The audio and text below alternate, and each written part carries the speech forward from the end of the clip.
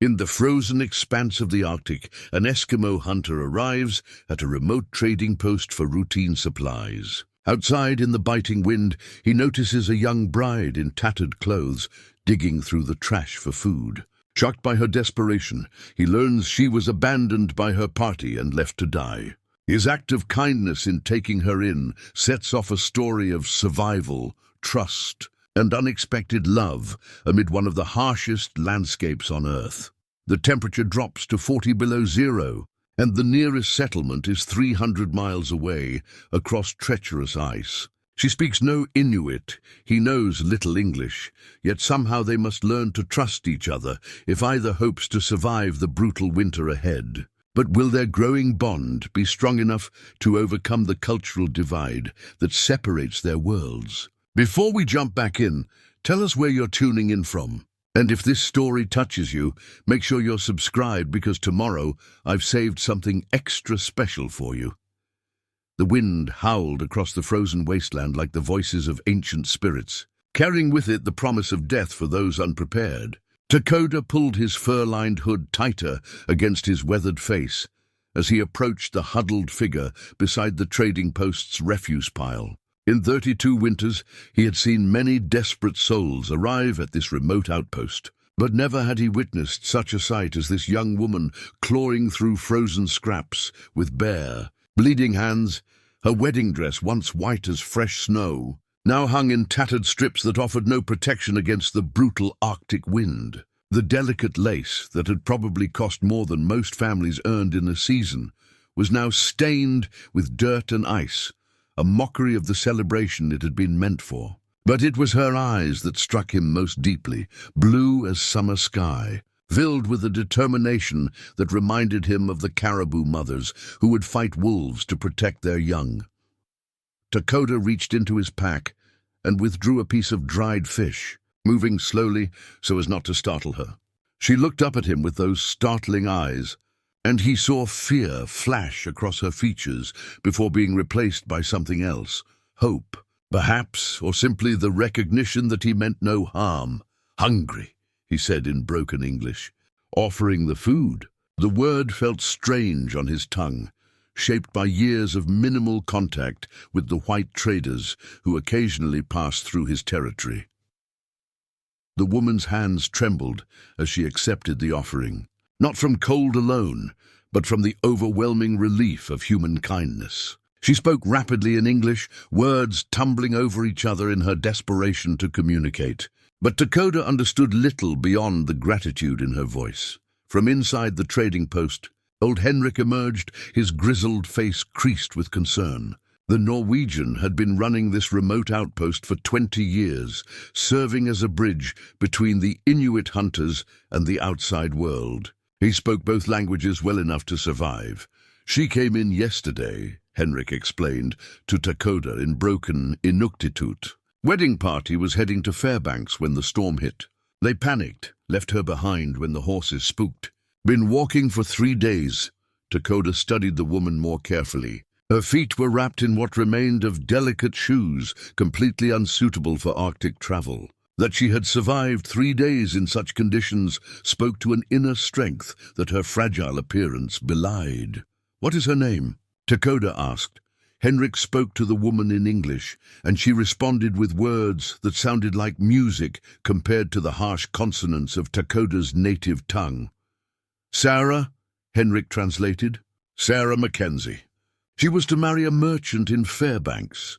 Sarah looked between the two men, clearly understanding that they were discussing her fate. She spoke again, gesturing toward the vast white expanse beyond the trading post, her voice carrying a note of desperation that needed no translation. "She asks if there is any way to reach Fairbanks," Henrik said. "I told her no parties will travel that route until spring thaw. Maybe 4-5 months." Takoda felt the weight of his carved ivory knife against his thigh, a blade that had been passed down through 4 generations of his family.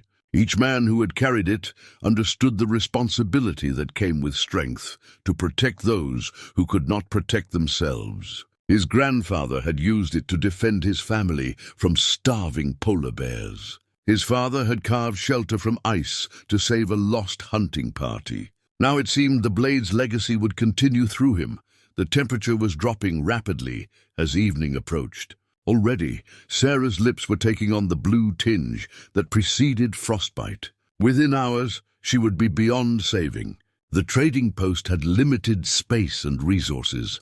Henrik could not support her through the long winter months ahead.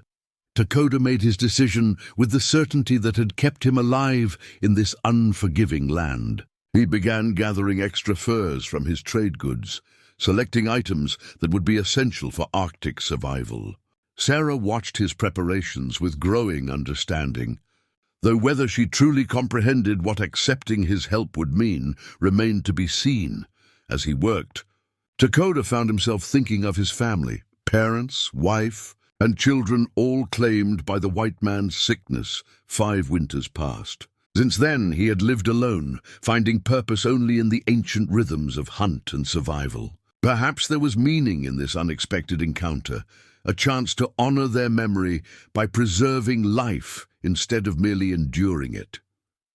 Sarah spoke again, and this time Takoda needed no translation. Her eyes held the same expression he had seen in injured animals he had nursed back to health, a mixture of fear and trust that spoke of survival instincts. Recognizing salvation, dawn broke across the Arctic landscape with the pale, reluctant light of winter, casting long shadows through the trading post's frost-covered windows. Sarah had spent the night huddled near the wood stove, wrapped in borrowed furs that carried the scent of wild places and honest labor. Her sleep had been fitful, filled with dreams of her abandoned wedding party and the merchant who had promised her a comfortable life in Fairbanks.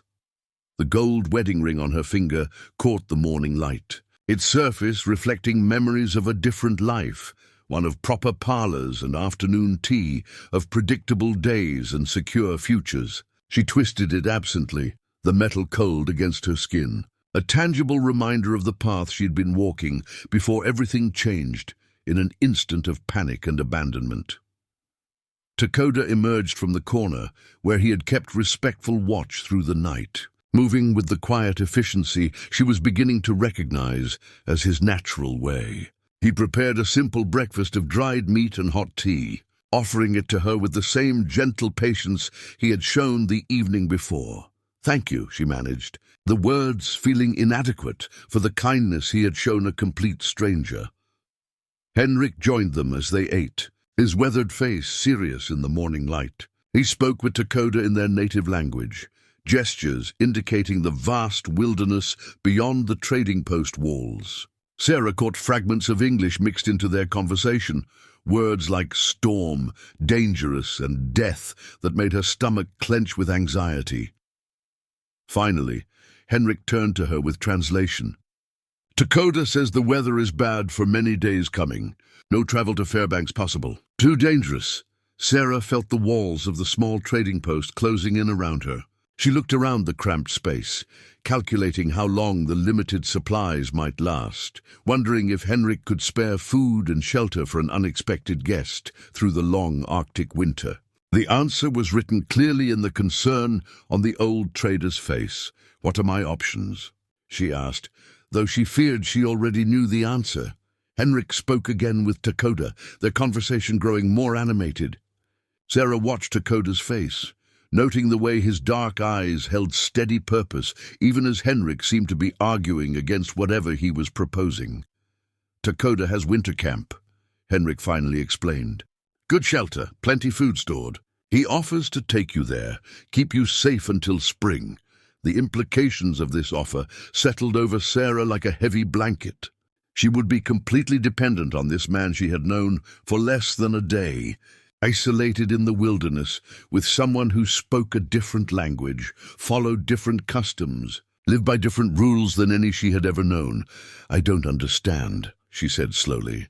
"Why would he do this for a stranger?" Henrik translated her question, and Takoda's response came with a gravity that needed no interpretation. The older man nodded thoughtfully before turning back to Sarah. "He says his family taught him that strength is given to protect those who need protection. His grandfather saved many people in his lifetime. His father the same. Now it is his turn. Sarah looked at Dakota, really looked at him, seeing past her initial fear and cultural assumptions. His face was strong and weathered, marked by years of survival in conditions that would kill most men within days. But his eyes held something she had rarely seen in the civilized world she came from, a deep, unshakable sense of honor.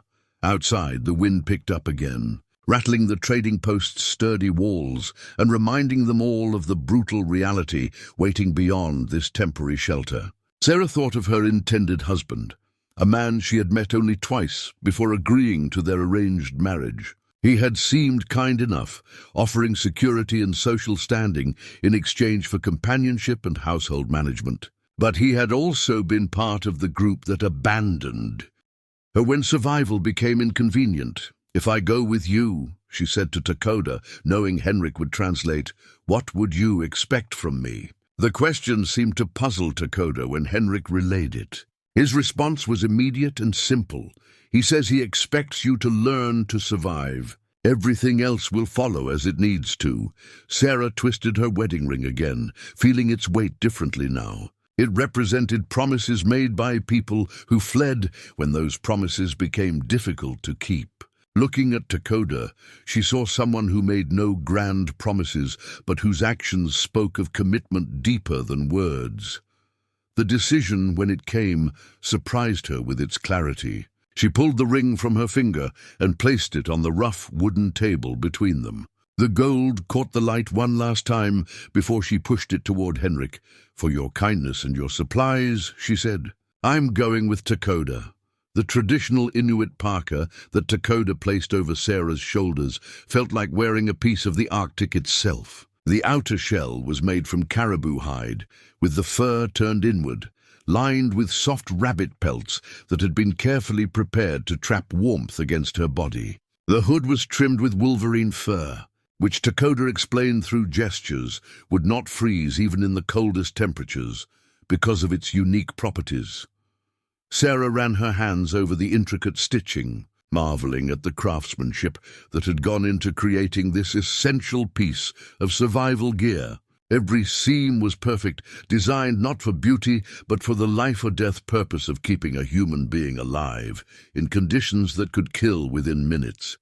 "Heavy," she said, surprised by the weight as Dakota helped her adjust the fit.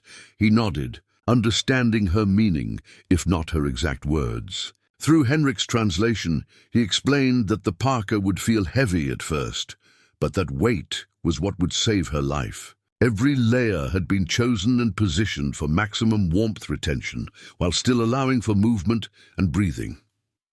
The preparation for their journey took most of the morning.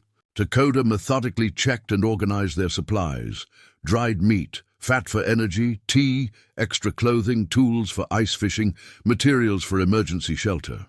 Sarah watched his careful preparations with growing appreciation for the complexity of Arctic survival.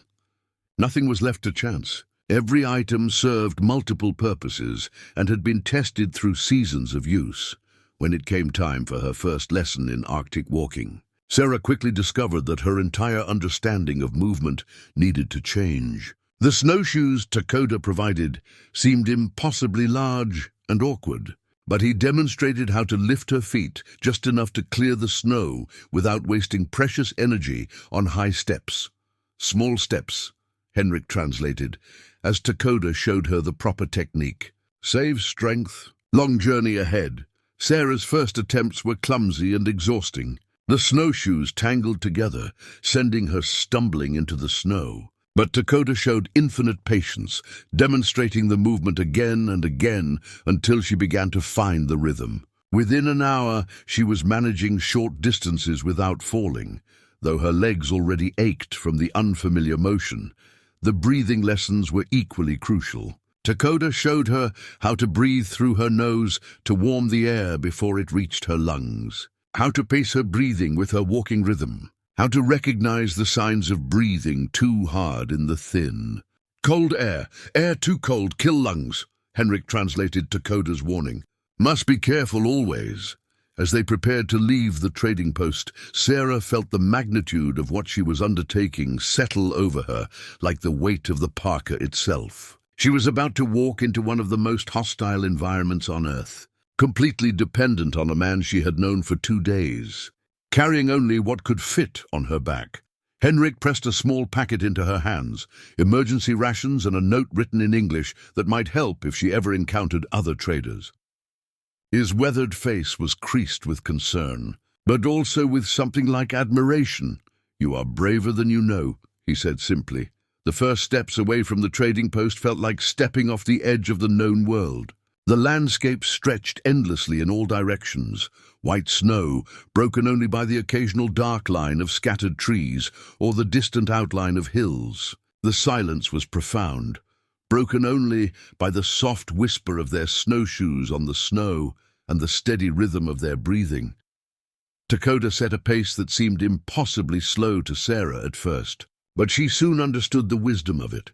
The steady, measured movement was sustainable over long distances, conserving energy while still making progress. He stopped frequently to check on her condition, examining her face for signs of frostbite, ensuring she was staying warm and hydrated.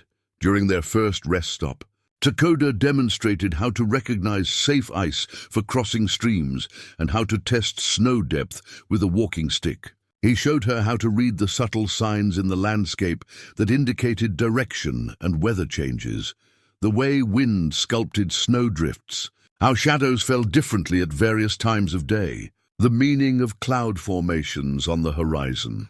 As the afternoon wore on, Sarah began to understand that Arctic survival was not just about enduring cold, but about reading an entire language written in ice and snow and wind. Dakota moved through this landscape like someone reading a familiar book, understanding meanings that were completely invisible to her untrained eyes. When evening approached and Dakota began setting up their temporary shelter, Sarah realized that her old life had truly ended.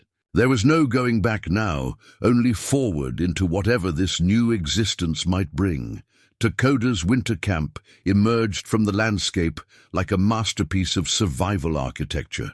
Built into a natural depression between 2 low hills, the shelter was almost invisible until they were nearly upon it. The main structure combined traditional knowledge with practical innovation, thick walls of stacked ice blocks, reinforced with carved timber and insulated with layers of fur and moss. Inside, the space was larger than Sarah had expected, with separate areas for sleeping, cooking, and tool maintenance. Everything had its place, organized with the precision of someone who understood that disorder could mean death in such an environment. The air was surprisingly warm, heated by a carefully designed system that captured and circulated heat from a central fire pit. What struck Sarah most, however, was the small leather pouch that Dakota kept on a shelf carved into the ice wall. When he noticed her looking at it, he hesitated for a moment before retrieving it with careful, reverent hands. Inside were 3 photographs, protected by oiled cloth and obviously treasured beyond measure. The first photograph showed a woman about Sarah's age, with dark hair braided in traditional style and eyes that sparkled with intelligence and warmth. She stood beside a traditional summer tent, holding the hand of a small child who gazed seriously at the camera. The second photograph captured 2 children, slightly older, building something from stones beside a summer stream. The third showed Dakota himself, younger and surrounded by his family, all of them smiling with the easy happiness of people who belonged completely to their world and to each other. Through gestures and the few English words he knew, Dakota explained what Sarah had already guessed from the sadness that crossed his features. Tuberculosis had claimed them all during a particularly harsh winter 5 years past. First his youngest daughter, then his son, then his wife, who had worn herself out caring for the others. His parents had died the following year, whether from the same disease or from grief, he could not say. Sarah felt tears freezing on her cheeks as she understood the depth of loss this man had endured. In her world, such tragedy might be softened by community support, medical care, or the comfort of extended family. Here, survival demanded that grief be carried privately while still maintaining the skills and strength necessary to continue living. "I'm sorry," she whispered, knowing he wouldn't understand the words, but hoping he would understand the feeling behind them. Takoda carefully returned the photographs to their pouch, but before replacing it on the shelf, he pointed to Sarah and then to the photographs, speaking a few words in Inuktitut that she couldn't understand, but somehow felt in her heart. He was sharing these precious memories with her, bringing her into the circle of people who mattered enough to see his most treasured possessions. In response, Sarah began to tell her own story, using the simple words she was learning and supplementing with gestures when language failed her. She spoke of growing up without parents, raised by an aunt who viewed her as a burden. She described the loneliness of being educated just enough to understand she was different from other women, but not enough to have real choices. She explained about the arranged marriage to a man she barely knew, the promise of security that came at the cost of independence and genuine affection. As she spoke, Sarah realized she was sharing things she had never told anyone, thoughts and feelings she had barely admitted to herself. Something about the absolute privacy of their situation, the removal from all social expectations and judgments, made honesty not just possible, but necessary. Takoda listened with complete attention, occasionally asking questions through gestures when he wanted to understand something better. When she finished, he spoke a single word in English that he must have learned from Henrik: brave. That evening, as they shared a simple meal of fish and dried berries, Sarah began to understand the routines that would govern their winter together. Water had to be collected from a hole Takoda maintained in the nearby stream, requiring careful timing to prevent it from freezing solid. Food preparation involved techniques she had never imagined, designed to extract maximum nutrition while conserving fuel for heating.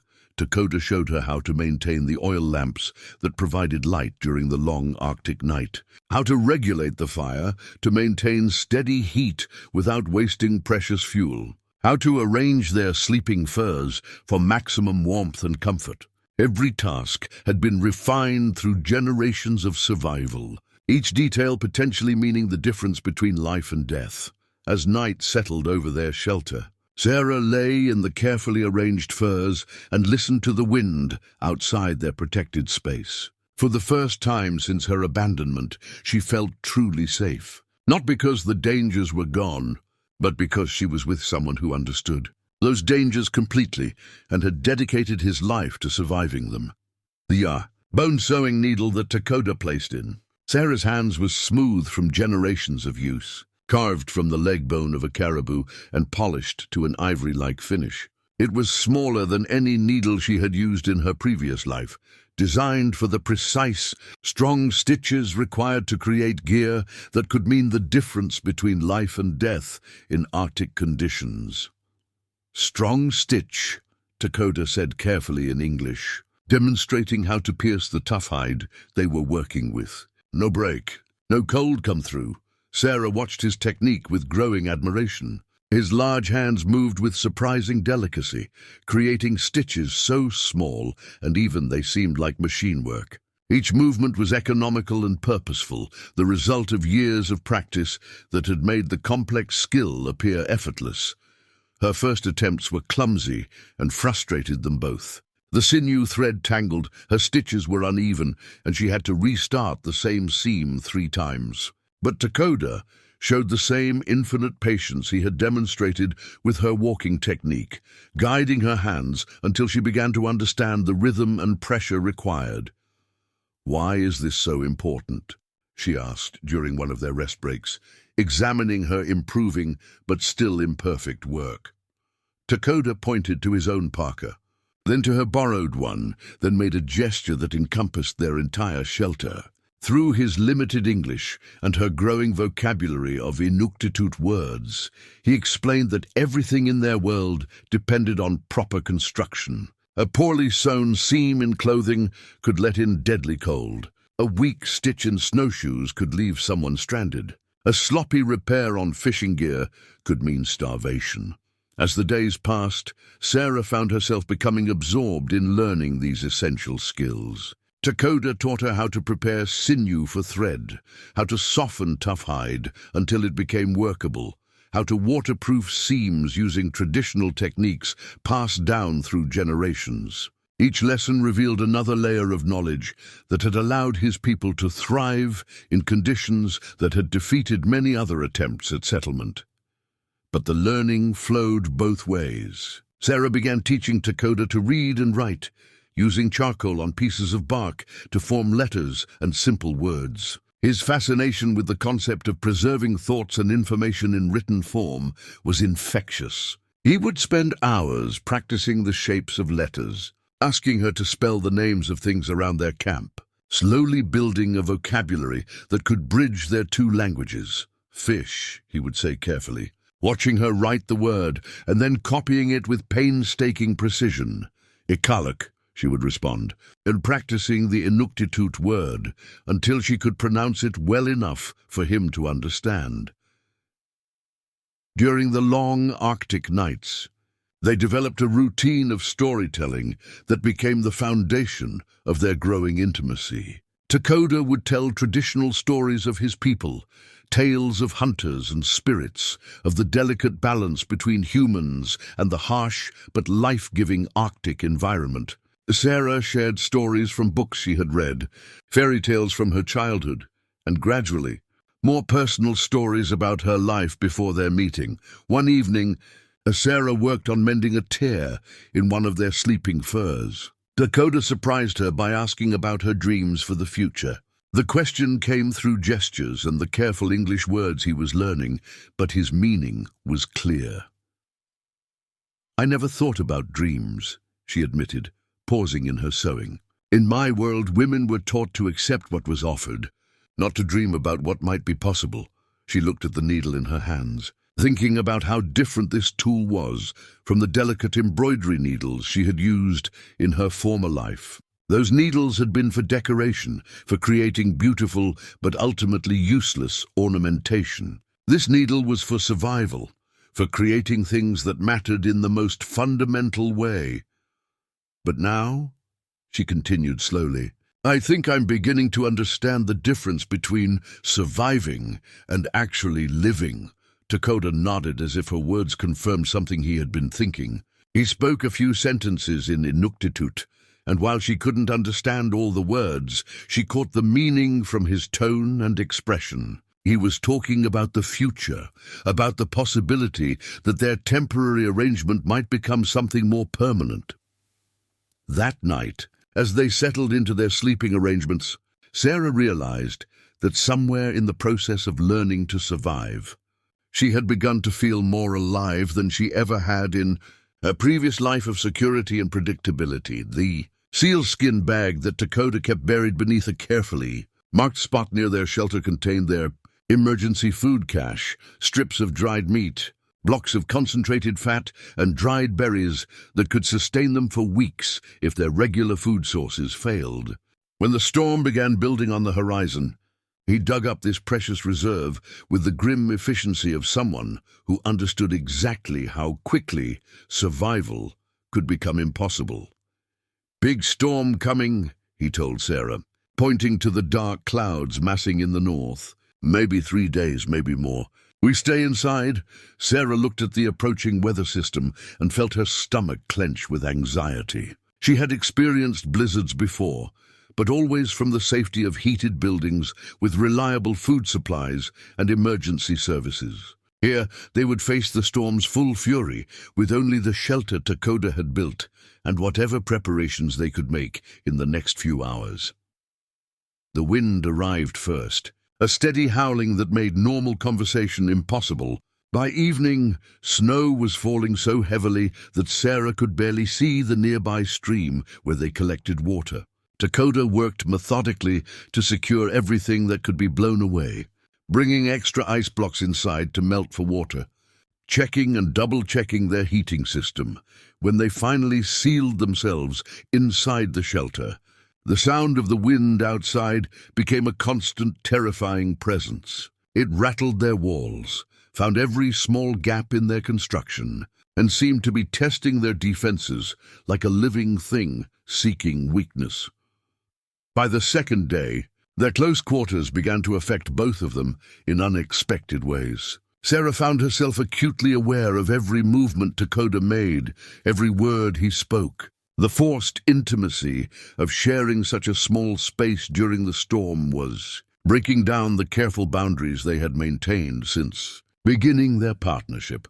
It was during the second night that Sarah's fever began. She had been feeling increasingly tired and weak, but attributed it to the stress of the storm and the confined conditions. When she woke up burning with fever and barely able to sit up, however, both she and Takoda realized they were facing a crisis that could prove fatal. Takoda's response was immediate and decisive. He bundled her in extra furs and began preparing traditional remedies. Teas made from bark he had stored for medicinal purposes, poultices that he applied to her chest and throat, steam treatments that helped her breathe when congestion made each breath a struggle. But it was his constant presence that meant the most to Sarah during the worst of her illness. He stayed awake for hours at a time, monitoring her condition, adjusting her coverings when fever made her too hot or chills made her shake uncontrollably. He helped her drink when she was too weak to hold a cup, supported her when walking the few steps to their sanitary area became an exhausting journey. During her delirium, Sarah found herself speaking about things she had never shared with anyone. Her fears about being abandoned again, her confusion about what she wanted from life, her growing feelings for the man who had saved her life and was now potentially risking his own to care for her. "Don't leave me," she whispered during one particularly bad night, gripping his hand with what little strength she had. "Never leave," he promised in his careful English, and something in his voice told her this was a vow he intended to keep far beyond the duration of her illness. On the fourth day, as the storm finally began to show signs of weakening, Sarah's fever broke. She woke to find Takoda asleep in the chair beside her sleeping area, exhausted from days of constant care. His face was drawn with fatigue, but peaceful in a way she had never seen before. When he woke and saw her sitting up on her own, the relief and joy in his expression took her breath away. Without thinking, without consideration for cultural differences or the complications it might create, Sarah reached for him. The kiss was tentative at first, uncertain, but when Takoda responded with gentle warmth, it became something that acknowledged what had been growing between them throughout their time together. When they finally separated, both understood that their relationship had fundamentally changed. "Storm ending," Takoda said softly, looking toward the entrance where the wind had finally quieted. "One storm ending," Sarah agreed, looking into his eyes. "But I think another kind is just beginning. Outside, the Arctic wind continued its eternal song. But inside their shelter, two people who had found each other, in the most unlikely circumstances, began to explore what it might mean to build a life. Together, the handmade language primer that Sarah created became their most treasured possession, a bridge between two worlds built from patience and mutual determination. Using pieces of bark, charcoal, and even scratches in the ice, she had compiled a comprehensive guide to basic Inuktitut words and phrases, while Takoda contributed English translations written in his increasingly confident handwriting. Each page represented hours of careful work and gentle correction. Sarah would write an English word at the top, then phonetically spell out the Inuktitut equivalent below it. Takoda would check her pronunciation and add cultural context that couldn't be captured in simple translation, explaining, for instance, that there were 17 different words for snow, each describing specific conditions that could affect survival decisions. "This word," Takoda said, pointing to a complex phrase Sarah had attempted to transcribe, "not just cold wind, mean wind that brings death if you're not prepared. Different meaning." Sarah nodded, making notes in the margins about context and cultural significance. She was beginning to understand that Inuktitut wasn't just a different way of expressing the same concepts she knew in English. It was an entirely different way of thinking about the world, one shaped by generations of people whose survival depended on understanding subtle distinctions that would never occur to someone from her background. The language lessons became their evening ritual, a time when the practical necessities of survival gave way to the deeper work of truly knowing each other. Dakota's fascination with written language went beyond mere curiosity. He understood instinctively that being able to record knowledge meant it could be preserved and shared in ways that oral tradition, however rich, couldn't match. "In my language," he explained carefully one evening, "we have stories that teach survival. But sometimes old people die before they can teach young people everything. Writing means knowledge not die with people." Sarah felt the weight of this observation. In her world, literacy was taken for granted, but she had never considered it as a tool for cultural preservation. Here, the ability to record traditional knowledge could mean the difference between a way of life continuing or disappearing forever.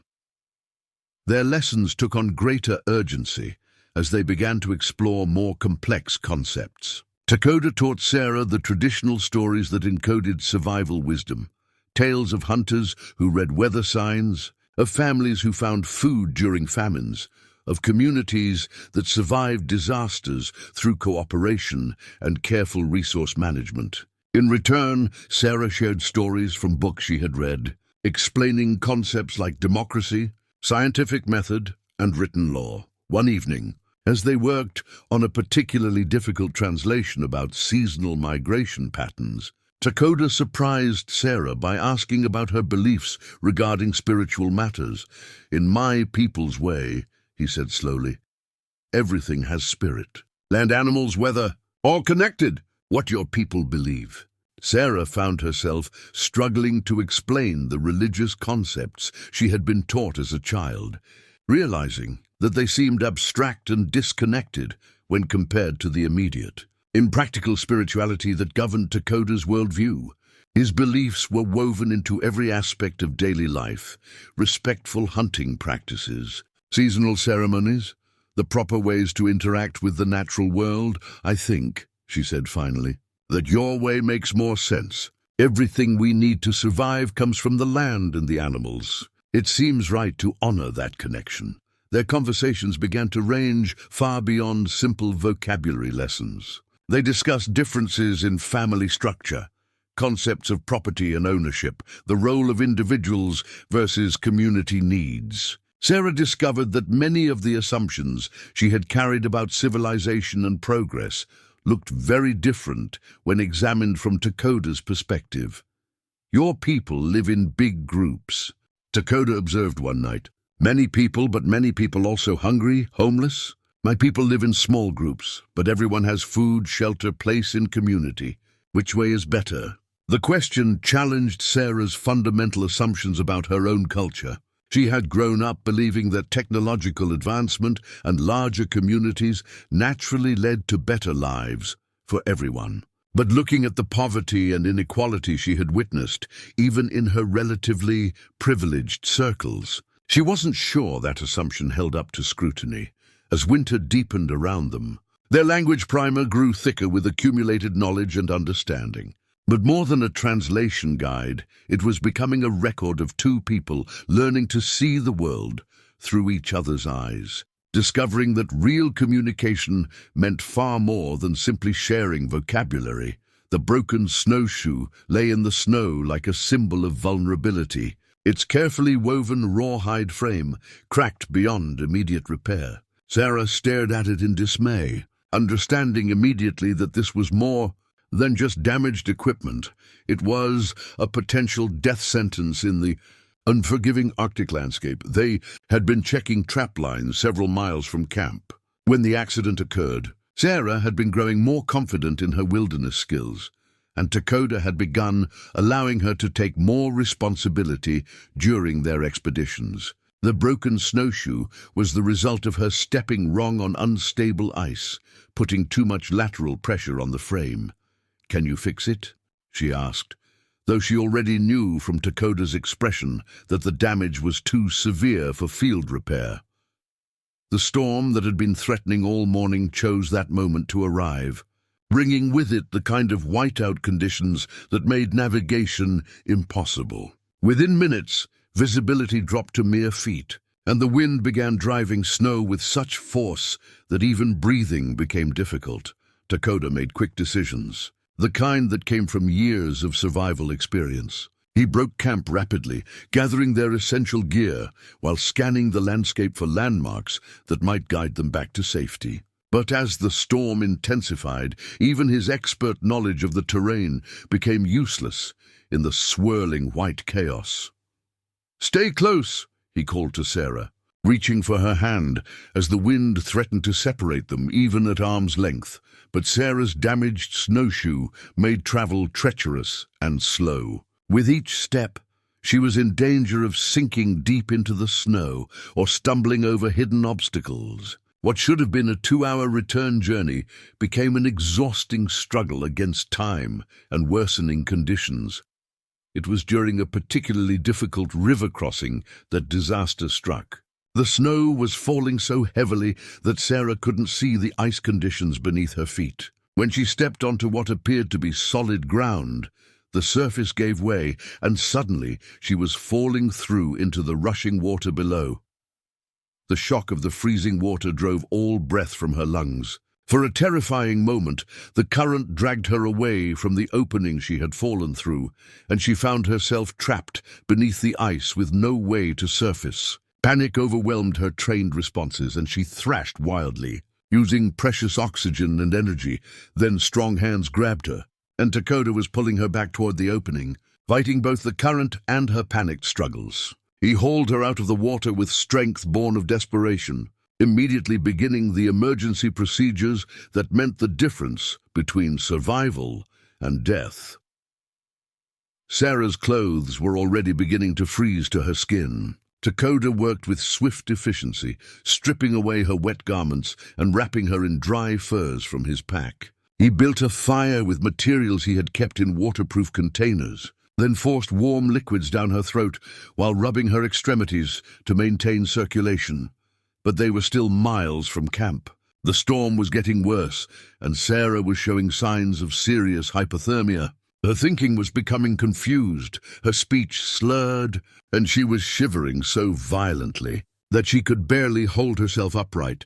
That's when Sarah discovered what she was truly capable of. Instead of giving in to the fear and helplessness that wanted to overwhelm her, she began applying everything Takoda had taught her about Arctic survival. She forced herself to think clearly, despite the cold that was trying to shut down her mind. She helped Takoda build a more substantial emergency shelter, using techniques she had practiced but never thought she would need to use for actual survival. When Takoda's compass was damaged during the rescue, Sarah remembered landmarks they had passed earlier and was able to guide them in the right direction. When their emergency food ran low, she spotted ice fishing opportunities that Takoda, focused on navigation, had missed. Most importantly, when Takoda began showing signs of exhaustion from the constant effort of keeping her alive and getting them home, Sarah found the strength to support him in return. She took over navigation duties, maintained their fire, and forced him to rest when his judgment began to suffer from fatigue. The journey back to camp took 12 hours instead of 2, but they made it. When they finally stumbled into their shelter, both were near collapse, but both were alive. As they recovered by their fire, warming themselves and treating minor frostbite, Takoda looked at Sarah with something new in his expression, respect that went beyond admiration for her willingness to learn. He had seen her tested by the most dangerous conditions their world could offer, and she had not just survived, but had proven herself capable of saving both their lives. "You belong here now," he said simply. And Sarah knew he meant more than just their physical location. The small Arctic flowers that emerged from beneath the melting ice seemed impossibly delicate against the harsh landscape. their purple and white petals a testament to life's determination to flourish even in the most challenging conditions. Sarah knelt beside the tiny blooms, marveling at how something so beautiful could survive in a place that had nearly killed her multiple times over the winter months. "Spring flowers," Takoda said, settling beside her with a mixture of joy and melancholy in his voice. Winter ending soon. The changing season brought with it a host of practical considerations that neither of them wanted to address directly. Soon travel would become possible again. The isolation that had protected their developing relationship would give way to contact with the outside world, and all the complications that would entail. Sarah touched one of the flower petals gently, thinking about how much she had changed since her arrival.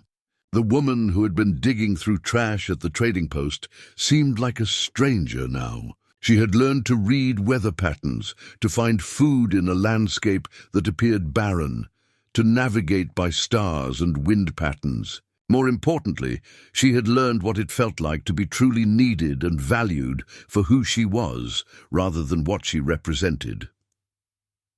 "What happens when spring comes?" she asked.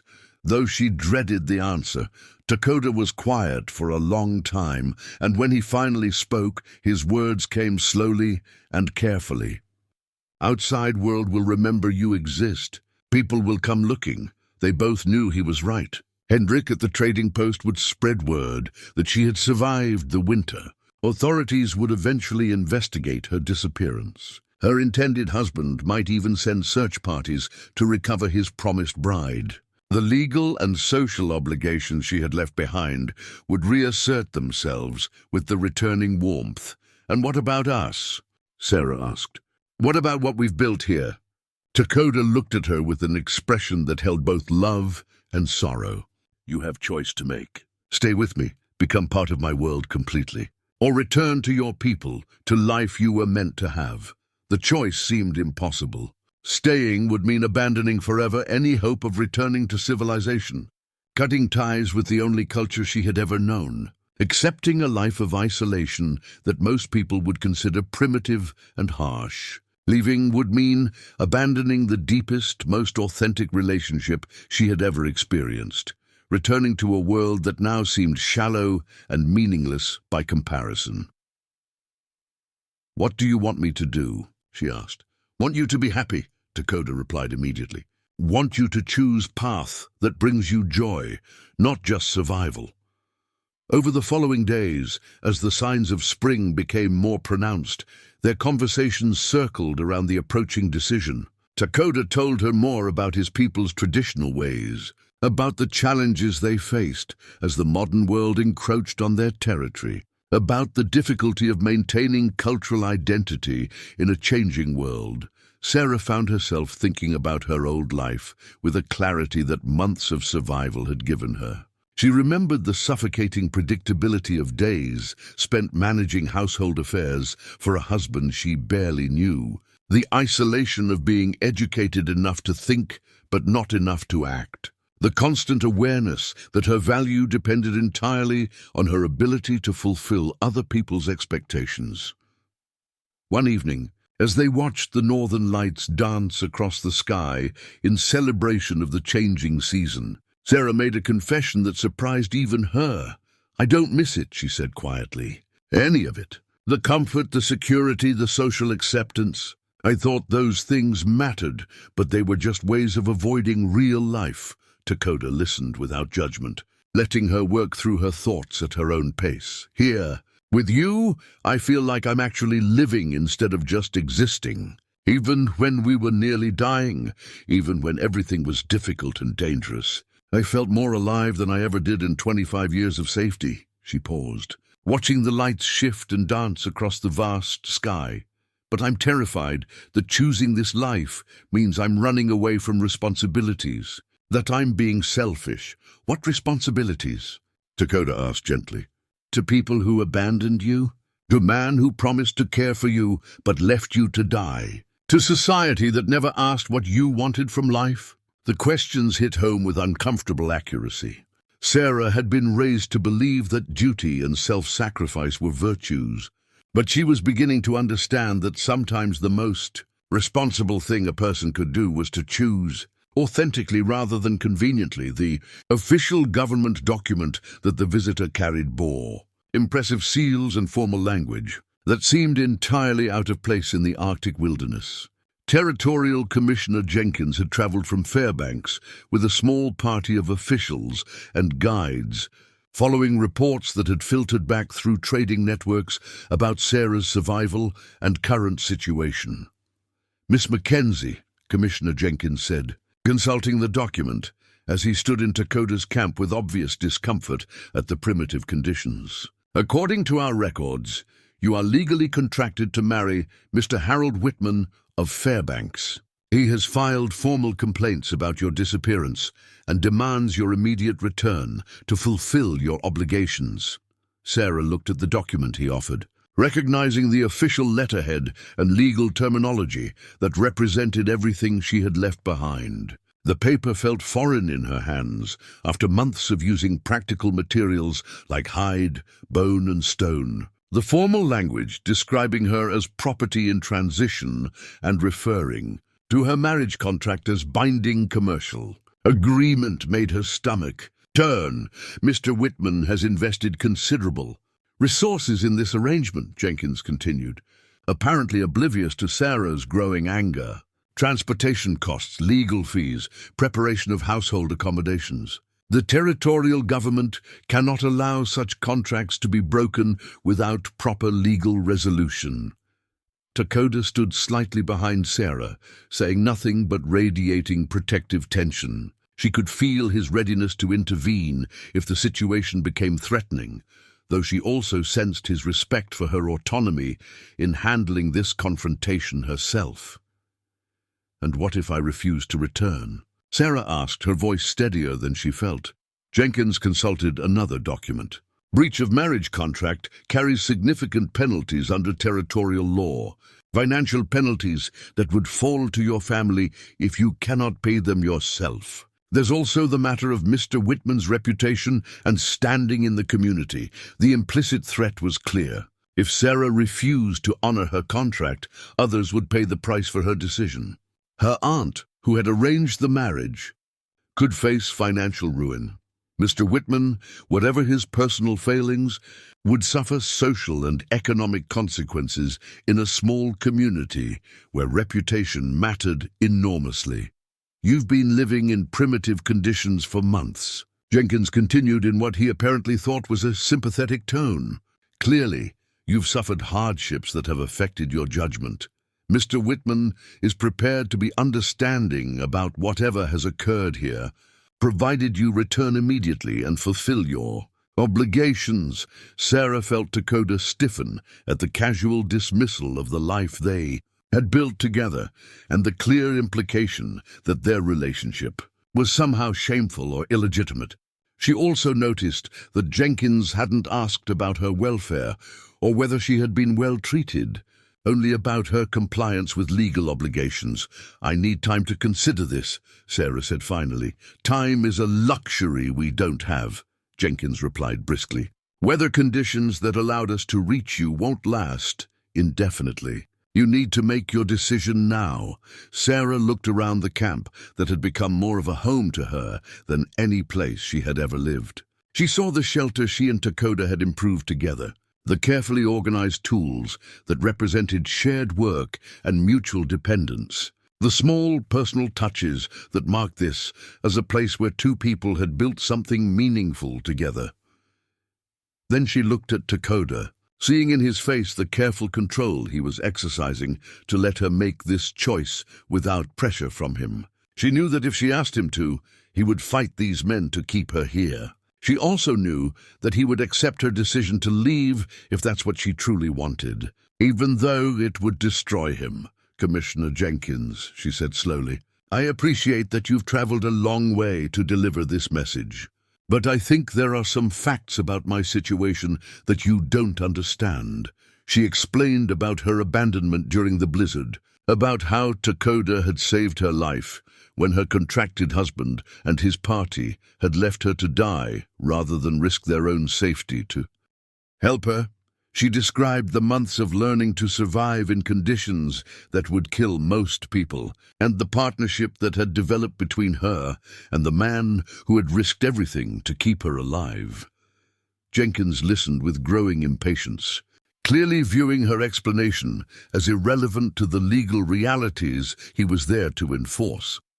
"Miss Mackenzie," he said when she finished, "whatever hardships you've endured don't change your legal obligations. You have 3 days to prepare for travel back to Fairbanks. After that, we'll be forced to take more serious measures to ensure compliance." The traditional Inuit betrothal gift that Takoda placed in Sarah's hands was carved from walrus ivory, depicting 2 figures standing together against a stylized representation of the Northern Lights. The craftsmanship was exquisite, showing hours of careful work by someone who understood both the technical demands of ivory carving and the symbolic importance of what he was creating. "This is for you," Takoda said quietly, his English careful and formal in a way that told Sarah how much this moment meant to him. "If you want it, if you want what it means." Sarah turned the carving over in her hands, feeling the smooth surface and intricate details that represented traditional courtship customs she was only beginning to understand. She knew that accepting this gift would mean more than just acknowledging romantic feelings. It would represent a commitment to building a life together according to the customs and values of his people. "Tell me what it means," she said softly. Takoda explained that among his people, betrothal gifts were given not as symbols of ownership or contract, but as representations of partnership and mutual commitment. The carving showed 2 people facing the challenges of their world together, drawing strength from each other and from their connection to the land and sky that sustained all life. "No paper, no law," he said, gesturing toward the camp where Commissioner Jenkins and his party were waiting. "Just promise, between 2 people who choose each other freely." The contrast with her previous engagement couldn't have been clearer. Her arrangement with Mr. Whitman had been negotiated between her aunt and his business associates, with Sarah's preferences considered only insofar as they affected her value as a wife and household manager. She had never even been alone with the man she was contracted to marry, had never had a conversation with him that went beyond polite social pleasantries, but accepting Takoda's gift would mean more than just choosing love over obligation. It would mean cutting ties permanently with the world she had grown up in, accepting that she would live the rest of her life as an outsider to the society that had shaped her first 25 years. "What about my family?" she asked. "My aunt raised me after my parents died. If I break the marriage contract, she'll be held responsible for the financial penalties." Takoda considered this seriously. "How much money?" Sarah had to think carefully about the amounts mentioned in the legal documents. When she finally gave him her best estimate, Takoda nodded thoughtfully. "I have furs, ivory, trade goods," he said. "Maybe enough to pay. Maybe we find a way to make this right without you having to sacrifice your happiness." The offer touched Sarah deeply, not just because of its generosity, but because it showed Takoda's understanding that her connection to her past couldn't simply be severed without consequence. He was willing to use resources that represented years of his own hard work to free her from obligations she had never freely chosen. They spent the evening discussing possibilities and alternatives. Perhaps there was a way to negotiate with Mr. Whitman, to compensate him for his expenses without requiring Sarah to fulfill a contract she had never wanted. Perhaps her aunt could be protected from financial consequences through other arrangements. But as they talked, both of them understood that the real issue wasn't legal or financial. It was about 2 different ways of understanding what it meant to be human. Commissioner Jenkins represented a world where people were commodities to be traded according to contracts and social expectations. Takoda represented a world where people were individuals whose choices mattered more than their obligations to social institutions. "I want to accept your gift," Sarah said finally, closing her fingers around the ivory carving. "But I need to handle the legal situation properly. I don't want to run away from responsibilities. I want to meet them in a way that honors both our values and the people who could be hurt by my choices." Dakota smiled, and Sarah saw in his expression both relief and admiration for her approach to the problem. "We find way together," he said simply. The next morning, Sarah walked into Commissioner Jenkins's temporary camp with the ivory carving in her pocket and a carefully thought-out proposal. She would return to Fairbanks to handle the legal dissolution of her marriage contract properly, ensuring that all financial obligations were met and that her aunt was protected from consequences. But she would return as Dakota's chosen partner, not as a woman fleeing from responsibility. "This is highly irregular," Jenkins protested when she outlined her plan. "So was abandoning me to die in a blizzard," Sarah replied calmly. "But I'm not interested in irregular. I'm interested in doing what's right for everyone involved." Sarah's original travel documents lay spread across the table in Henrik's trading post like artifacts from another life. The carefully penned marriage contract, her identification papers, and the detailed financial arrangements that had been made for her transfer from her aunt's care to Mr. Whitman's household all seemed to belong to someone else entirely. Harold Whitman had arrived at the trading post that morning with his own small party, including a lawyer and 2 men who appeared to be hired security rather than simple guides. He was younger than Sarah had remembered, perhaps 35, with the soft look of a man who had prospered in business but never faced genuine hardship.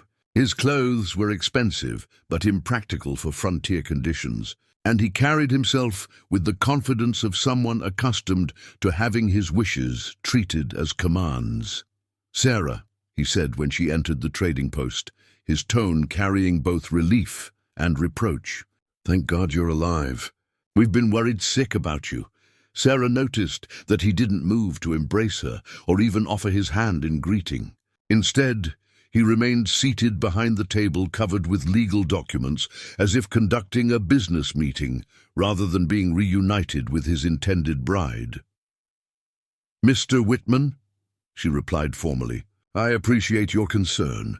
Dakota entered the post behind her, and Sarah felt the immediate tension that filled the room. Harold's eyes fixed on the Inuit hunter with obvious distaste and suspicion, while his security men shifted to more alert positions. "I assume this is the native who's been providing you shelter," Harold said, not bothering to address Dakota directly. "We're grateful for his assistance, of course.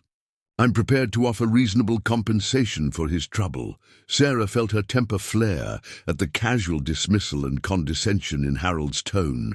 "Mr. Whitman, this is Dakota, who saved my life when your party abandoned me to die in a blizzard. He deserves considerably more than your gratitude." Harold's expression hardened. "My dear Sarah, you're obviously still suffering from the trauma of your experience. My party didn't abandon you. We were separated by weather conditions beyond anyone's control. I've spent considerable resources searching for you." The lie was delivered with such smooth confidence that Sarah almost wondered if Harold had convinced himself it was true. But she had been there during the blizzard, had seen the panic and self-interest that led to her abandonment. "Nevertheless," Harold continued, "you're safe now, and we can return to Fairbanks to proceed with our original plans. I'm sure you're eager to return to civilized conditions after your ordeal." Sarah took a deep breath, feeling the weight of the ivory carving in her pocket and drawing strength from its presence. "Mr. Whitman, I need to inform you that I cannot honor our marriage contract." The silence that followed was thick with tension. Harold's lawyer leaned forward, consulting his documents, while the security men seemed to assess whether this was a situation that might require their intervention.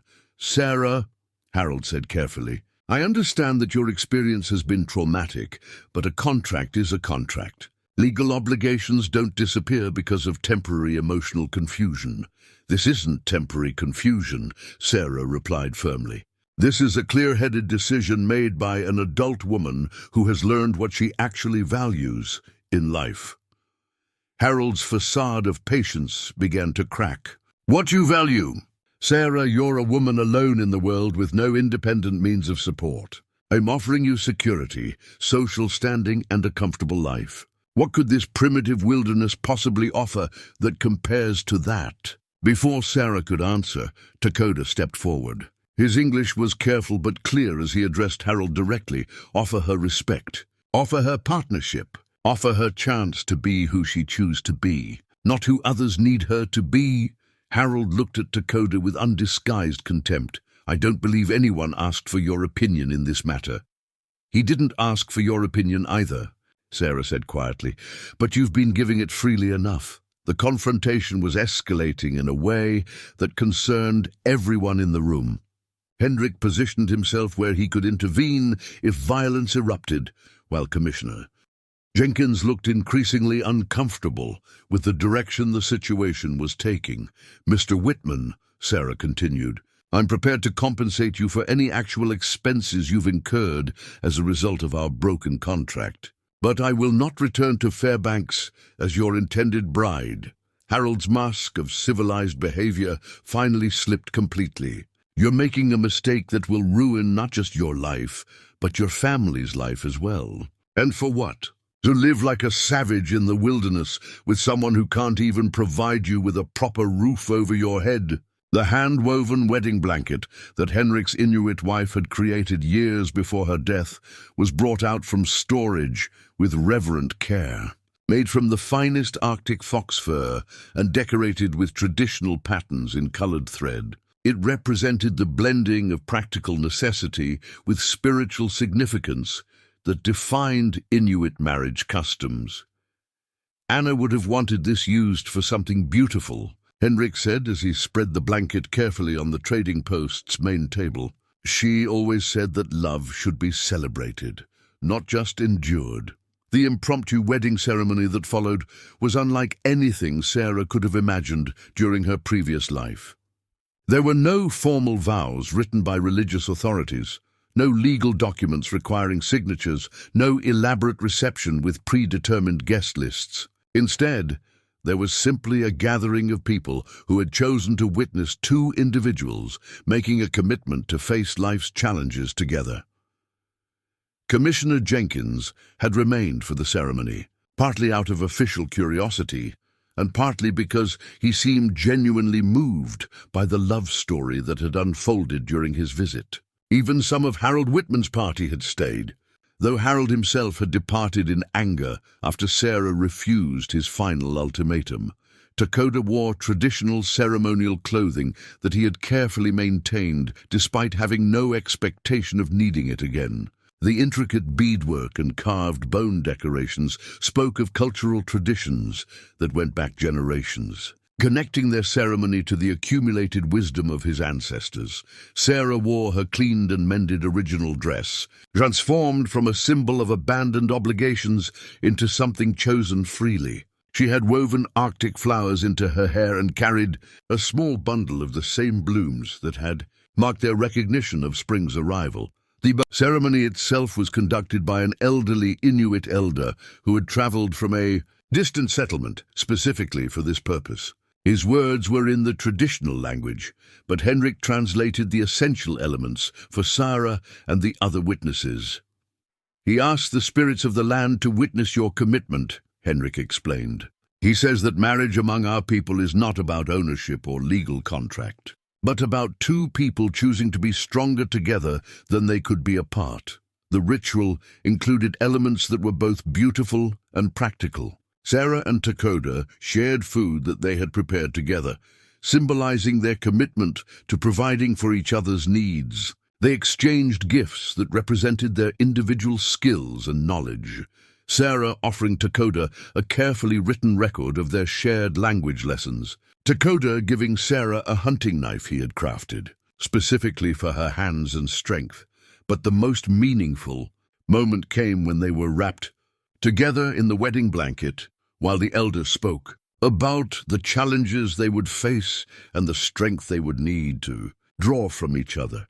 He says that love in the Arctic requires more than feelings, Henrik translated. It requires daily choice to put the partnership before individual comfort, to share burdens equally, to forgive quickly because life is too dangerous for long anger. Sarah felt tears freezing on her cheeks as she listened to words that captured exactly what she had learned about love during their winter together. This wasn't the romantic fantasy she had grown up believing in, but something deeper and more real, a partnership based on mutual respect, shared responsibility, and the daily choice to care for each other's well-being. When the formal ceremony concluded, the celebration that followed was joyful but simple. Henrik produced a bottle of whiskey he had been saving for special occasions. The elder shared traditional songs that celebrated the changing seasons and the continuing cycles of life. Even some of the government officials joined in the festivities, apparently moved by the sincerity and beauty of what they had witnessed. As evening approached and the various guests began to prepare for their own departures, Sarah and Dakota found themselves alone with Henrik, planning their immediate future. "You're welcome to stay here as long as you need," Henrik offered. "But I suspect you'll want to return to your own place soon." Sarah looked at Dakota, seeing in his expression the same eagerness she felt to return to the life they had built together. The camp that had sheltered them through the winter now represented something different, not just a place of survival, but the foundation of their shared future. "We'll go home tomorrow," Sarah said, and realized as she spoke that she had never before used that word with such complete certainty about its meaning.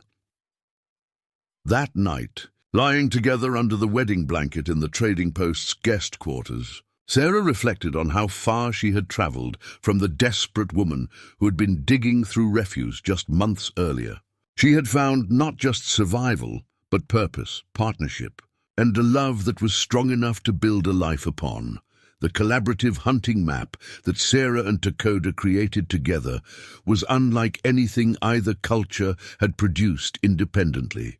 Drawn on carefully prepared caribou hide, using both traditional symbols and Sarah's knowledge of cartographic techniques, it represented a fusion of ancestral wisdom and modern precision that proved more effective than either approach alone.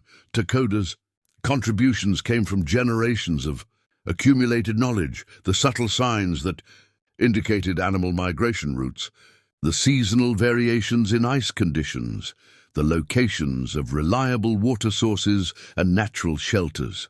Sarah added systematic documentation methods, precise measurements, and written annotations that could preserve detailed information for future reference. "Look here," Sarah said, pointing to a section of the map where she had used different colored inks to indicate seasonal changes. "If we mark the dates when you've seen caribou at each location over several years, we can predict their movements more accurately."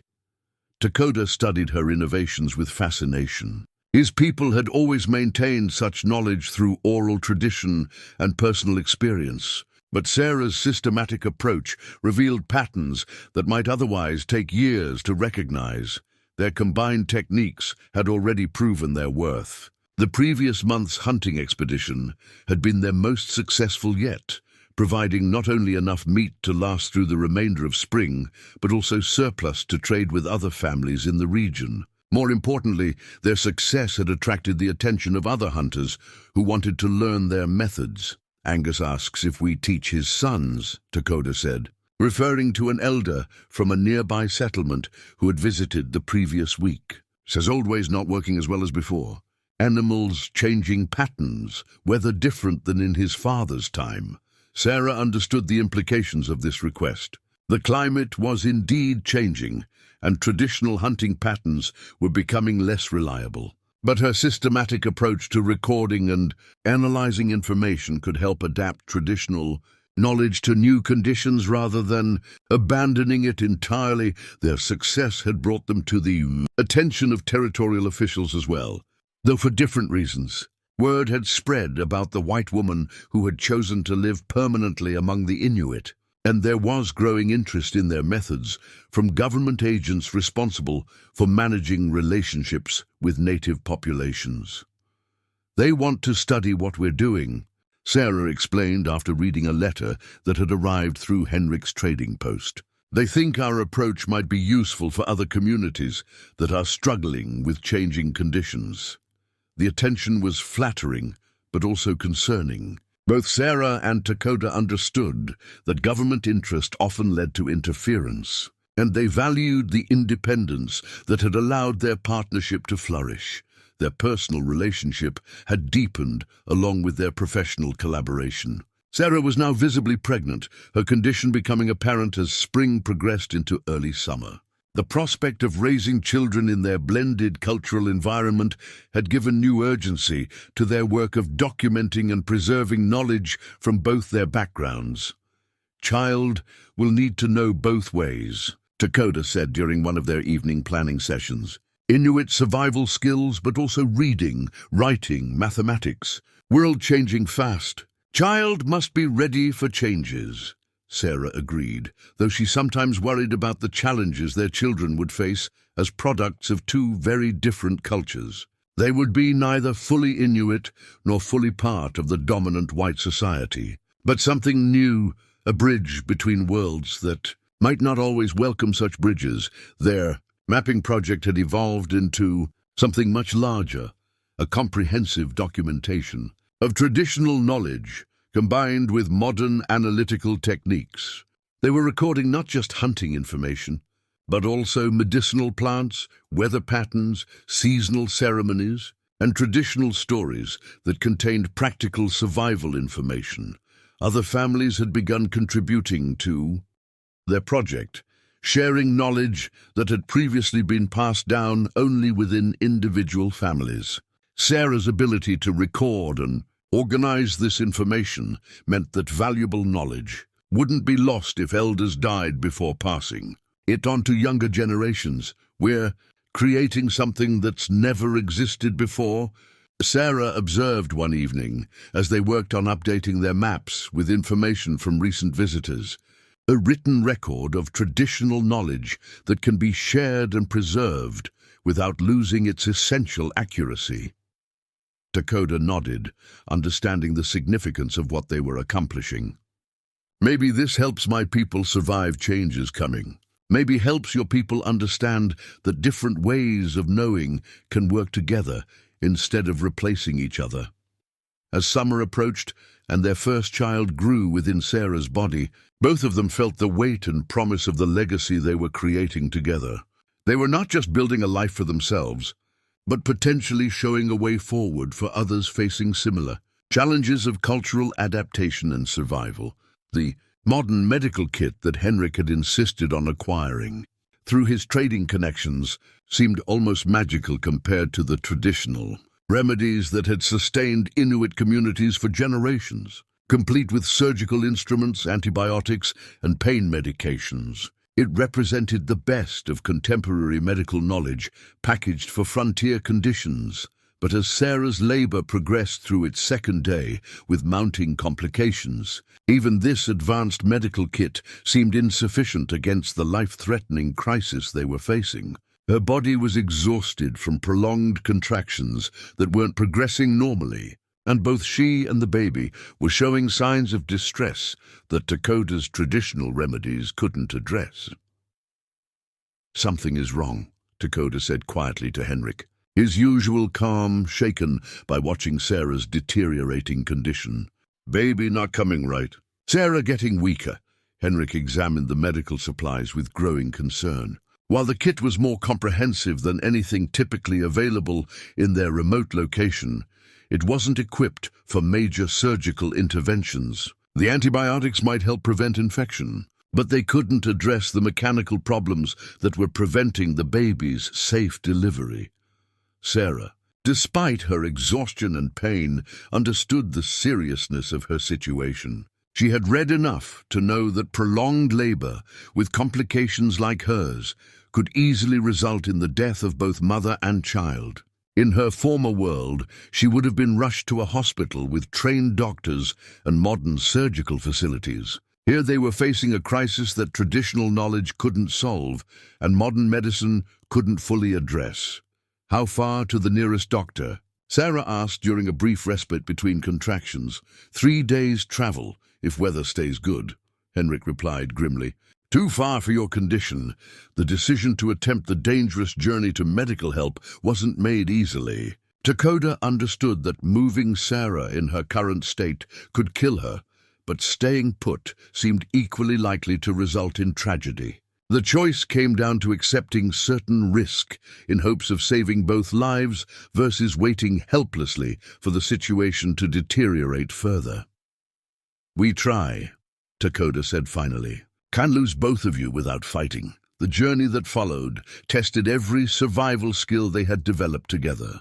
Dakota improvised a travois that could carry Sarah while cushioning her from the worst jolts of travel over rough terrain. Hendrik provided additional supplies and arranged for guides who knew the fastest route to the medical facility.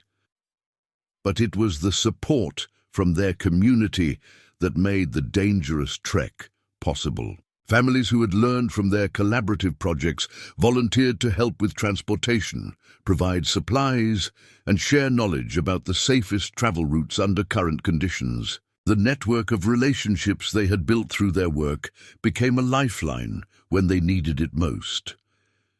Elder Angus contributed traditional medicines that could help manage Sarah's pain during travel. Anna, a young mother from a nearby settlement, shared techniques for positioning that might help the baby move into a better position for delivery. Even Commissioner Jenkins, who happened to be in the area on official business, provided official documentation that would ensure immediate medical attention when they reached their destination. The 3-day journey compressed into 36 hours of determined travel, punctuated by increasingly frequent stops as Sarah's condition worsened.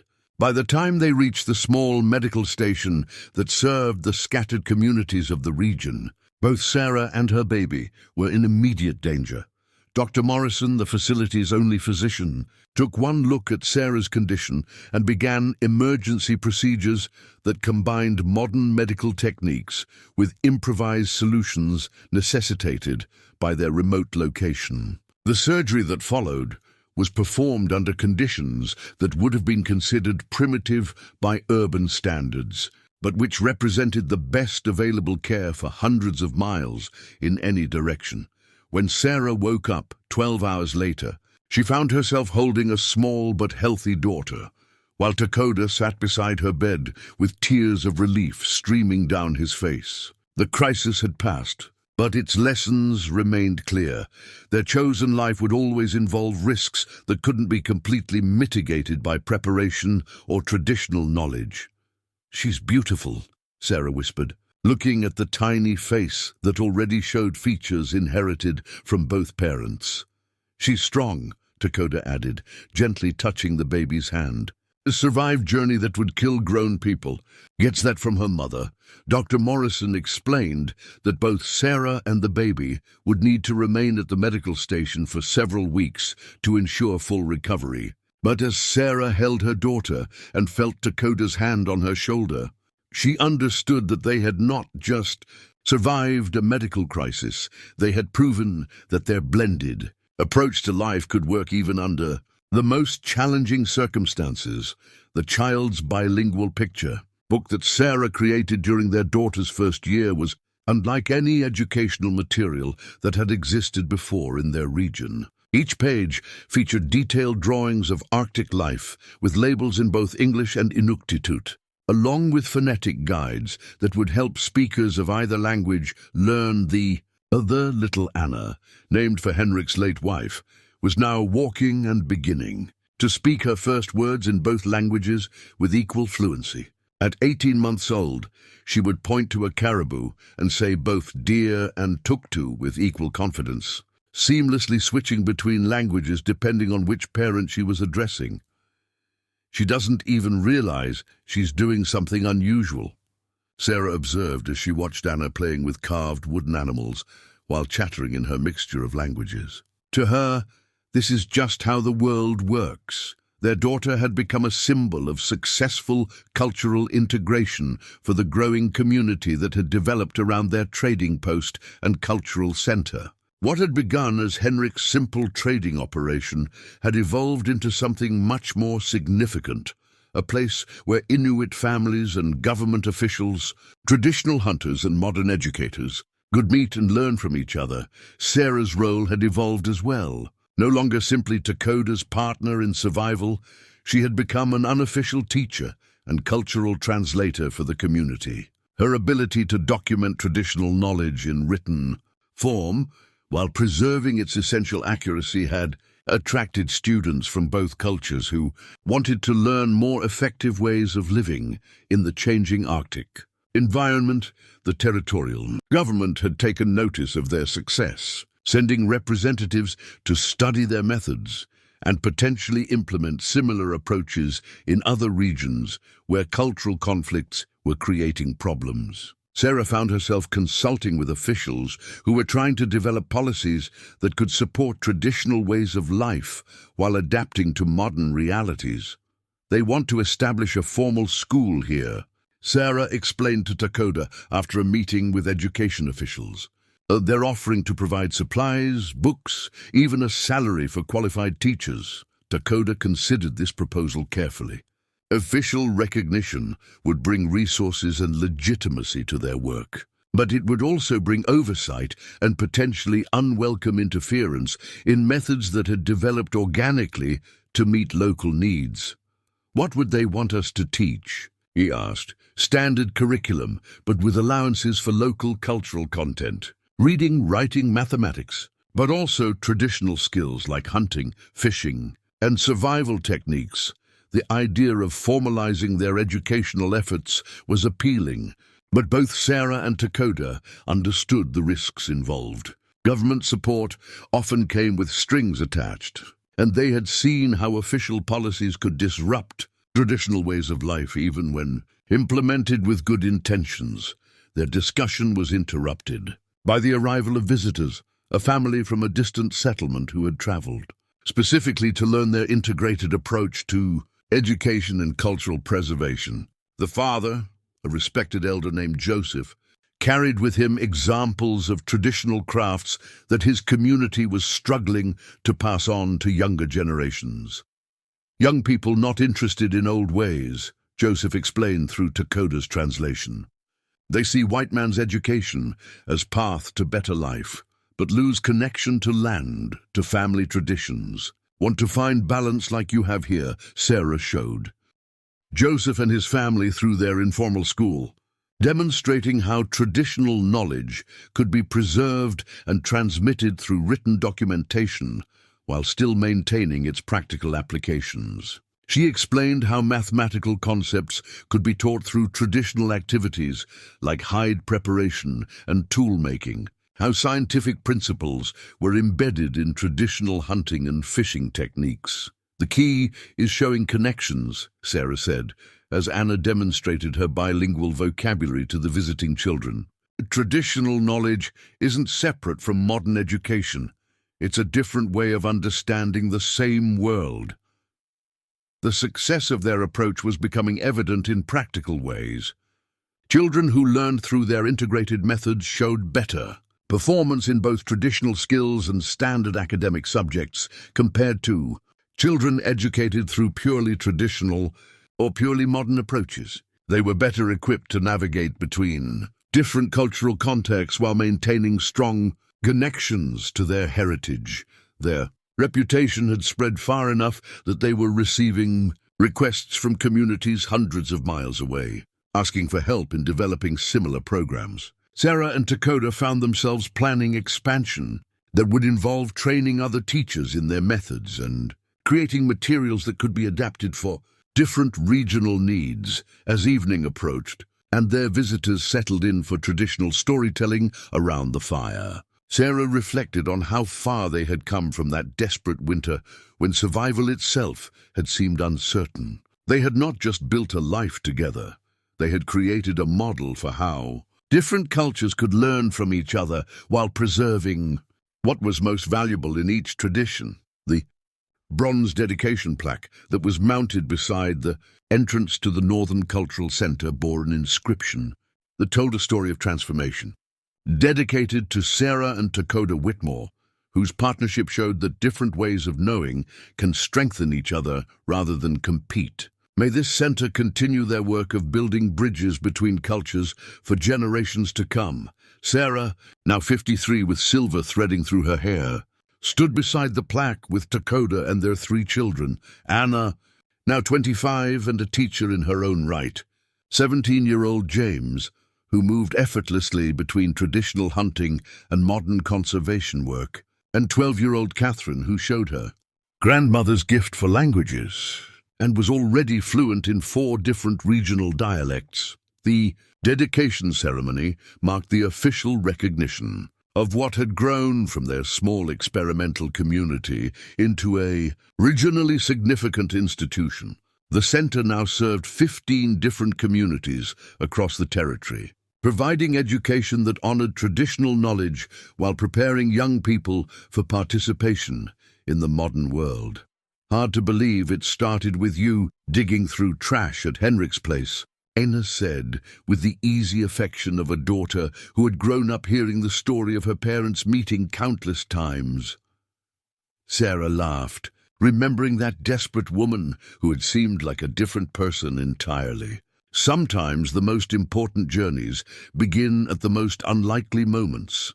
The ceremony itself brought together representatives from communities across the Arctic, government officials who had learned to respect traditional knowledge as a valuable resource rather than an obstacle to progress, and educators who had implemented variations of Sarah and Takoda's methods in their own regions. Commissioner Jenkins, now retired but still influential in territorial affairs, spoke about the transformation he had witnessed. 30 years ago, I came here to enforce legal contracts that treated people as property to be transferred between owners. Today, I'm celebrating an institution that proves human beings flourish when they're free to choose their own paths while honoring their responsibilities to each other. But it was the words of Elder Joseph, now in his 80s and one of the center's most respected advisors, that captured the deeper significance of what had been accomplished. Speaking in Inuktitut, with Sarah providing translation, he described how the center had helped his own grandchildren maintain connection to traditional ways while gaining skills needed for leadership in a changing world. The old stories tell us that strength comes from knowing who you are while remaining open to learning from others, Sarah translated. This place teaches that wisdom to every generation. The center's library now housed the most comprehensive collection of traditional knowledge documentation in the region, all of it recorded using the systematic methods Sarah and Takoda had developed during their early years together. But more than preserving the past, the center was actively creating new knowledge by facilitating collaboration between traditional experts and modern researchers. Climate change research, resource management policies, and educational curricula were all being developed through partnerships that combined ancient wisdom with contemporary scientific methods. The results were proving more effective than either approach could achieve independently. Sarah's own role had evolved over the years from student to teacher to administrator to elder advisor. She now spent most of her time mentoring younger educators who were establishing similar programs in other regions. Sharing lessons learned from 3 decades of cultural bridge building, the secret, she often told new teachers, is understanding that you're not trying to make people choose between their heritage and their future. You're helping them see how their heritage can strengthen their future. As the dedication ceremony concluded and guests began to disperse back to their own communities, Sarah and Takoda walked together through the center's halls, past classrooms where children were learning traditional stories alongside modern literature, workshops where elders taught traditional crafts using contemporary tools, and meeting rooms where policy decisions were being made through consensus-building processes that honored both democratic principles and traditional governance methods. Do you ever wonder what would have happened if you had returned to Fairbanks with Harold Whitman? Takoda asked as they paused before a display of historical photographs that included the original picture of his first family alongside more recent images of their blended community. Sarah considered the question seriously. I think I would have spent my life wondering what I had missed. I would have been safe and comfortable, but I never would have discovered who I really was or what I was capable of becoming. Outside, The Arctic sunset painted the sky in shades of gold and purple, and Sarah felt the deep satisfaction of a life lived authentically. Their love story had become larger than themselves, demonstrating that the bridges built between hearts could become foundations for entire communities to stand upon.